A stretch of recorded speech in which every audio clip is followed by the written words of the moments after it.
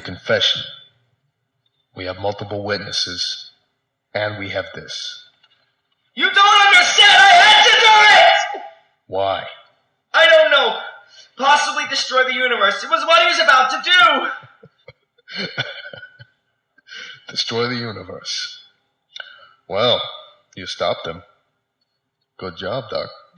I'm serious, and I don't know if I stopped him. You saw yourself. His body fell through. The damage may already be done. It may be too late. What damage? That'll take some explaining. Okay. You're in some serious trouble. And we got all the time in the world. Talk. Okay. I've been completely cooperative. I'll tell you everything. How much do you know about wormholes? Only what I've seen in the movies. Been in space. That kind of thing. Yeah, exactly. I won't go too much into the science of it, but my team and I were working on developing a stable wormholes, a way to instantly travel from one point to another. About 6 months ago, we had a breakthrough. We actually did it! You made a wormhole? Yeah, we managed to open one right in the laboratory. We punched a hole in the space-time continuum, an actual wormhole right there in front of our eyes. Okay. And where did it go to? Philadelphia. Oh, spectacular. That would have been, May. Nice time of year for Philly, huh? I don't know. I would have preferred Hawaii. Please, let me continue. All right. Go ahead. Thank you. When we first opened it, we had no idea where it led to. We ran all the tests we could think of on it. But eventually, we knew we'd have to send something through it. So, we got a video camera and attached a locator device to it and sent it through. We left the complex and activated the locator. It showed that the camera was 150 kilometers away. We got there in 2 hours and eventually found it halfway up a tree. Is this going anywhere? Apart from Philadelphia? Yes, I'm getting there. It's crucial that you know the full history before I explain why I had to kill him. May I continue? Please do. We retrieved the camera, only to find that the battery was dead. We thought that maybe the trip through the wormhole had somehow fried the electronics, drained the battery. We got it back to the lab and connected it to a charger, hoping maybe it recorded some of the footage before whatever it was had killed the battery. And had it? Yes, but this was the part that shocked us. The first message that appeared on its display was chip full. And simultaneously, one of the technicians yelled over that there was nothing wrong with the battery. It had simply been used up. Drained. Meaning? A standard hollow chip will store 36 hours of recording.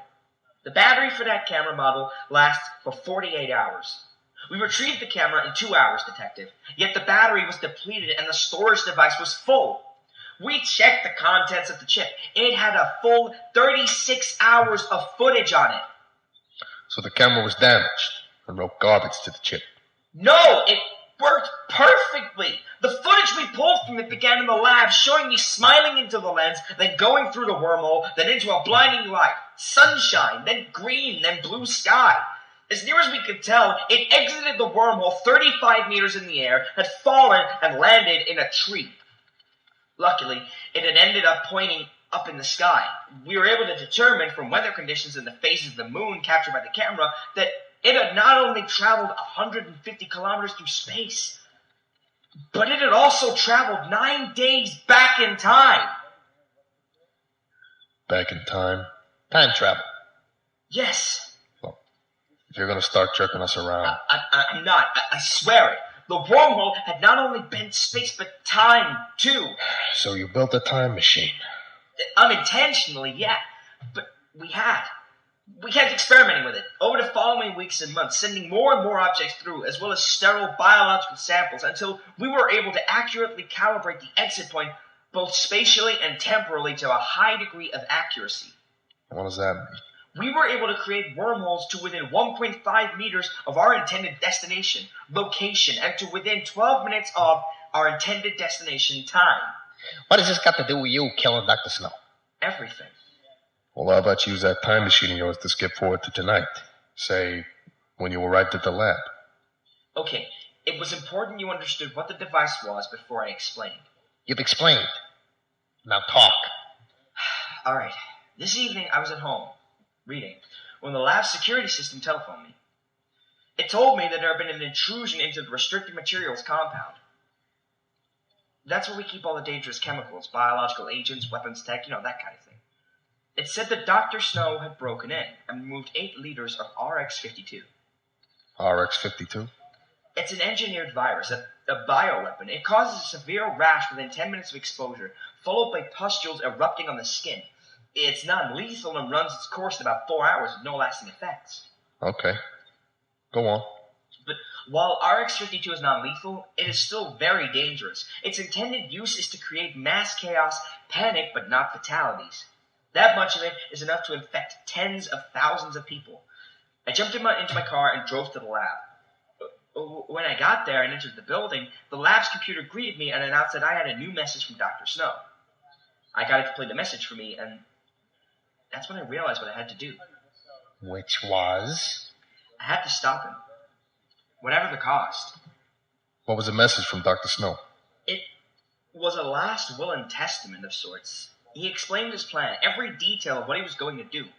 In his own words, he was going to become a hero, legendary.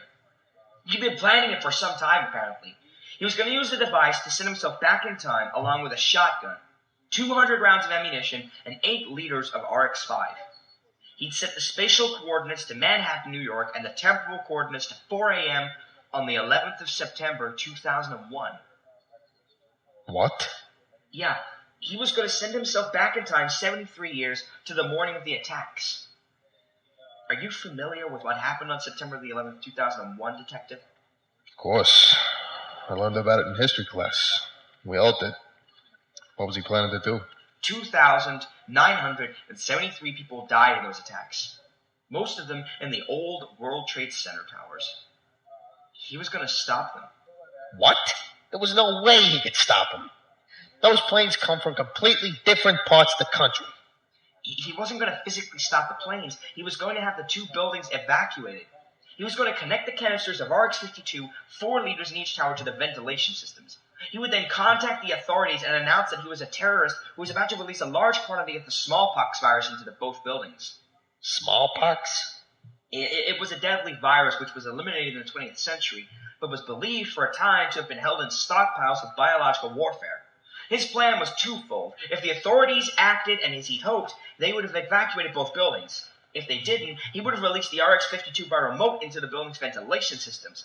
The physical symptoms from the RX-52 presenting would make people believe that it was truly smallpox. They would panic, fleeing the building, or at least try to leave, going down the lower levels if the authorities enacted quarantine procedures. My God. Yeah. Ingenious. The people behind the attacks would have had no way of knowing, but if his plan succeeded, those planes would have collided with 2 empty buildings. What was the weapon for? That was in case he was discovered. He thought of everything. In case he was found planting the RX-52, his intention was to get into a gunfight, which would have caused the authorities to cordon off whichever tower he was found in. He would have told them between shots that they were too late. I've already done with the tower. Again, this would have caused both buildings to be evacuated. Okay. Let me get this straight. Dr. Snow was going to use your device, a time machine, to stop one of the worst atrocities our country has ever experienced. Yeah. And you stopped him? Yeah, he had to be stopped. I couldn't let him interfere. Why not? He could have saved thousands of lives. No, my God, no. He would have changed history. History is fragile. Don't you get it? Had he succeeded, history as we know it would have been completely rewritten. He would have created a paradox. We have no idea what would have happened. It could have decimated the fabric of space-time, destroyed existence itself. Don't you get it? He could have literally torn the universe apart. Sit down, please. Sit down. We'll get into the physics of it later. Continue with your story. What did you do when you listened to the message? I ran as fast as I could to the wormhole chamber. When I got there, he'd already activated it. Beside the door were the canisters of RX-52 with the shotgun and ammunition on top. I screamed at him to stop. He turned to look at me, sneered, and told me I was too late. He was standing in front of the wormhole. There was no way I could have reached him in time to stop him going through. Even if he went through without his equipment, he could still create catastrophic damage to the timeline simply by his presence there. I had no choice. I could not let him step through, Detective.